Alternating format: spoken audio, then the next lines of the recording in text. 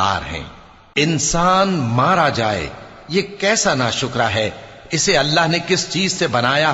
نطفے سے بنایا، پھر اس کا اندازہ مقرر کیا، پھر اس کے لیے رستہ آسان کر دیا، پھر اس کو موت دی سو اسے قبر میں پہنچایا، پھر وہ جب چاہے گا اسے اٹھا کھڑا کرے گا۔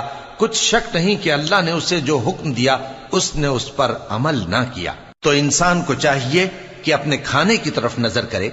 بے شک ہم ہی نے پانی برسایا، پھر ہم ہی نے زمین کو اچھی طرح پھاڑا، پھر ہم ہی نے اس میں اناج اگایا اور انگور اور ترکاری اور زیتون اور کھجوریں اور گھنے گھنے باغ اور میوے اور چارہ، یہ سب کچھ تمہارے اور تمہارے مویشیوں کے لیے بنایا۔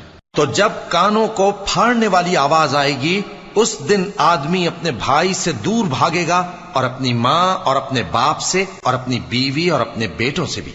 ہر شخص اس روز ایک فکر میں ہوگا جو اسے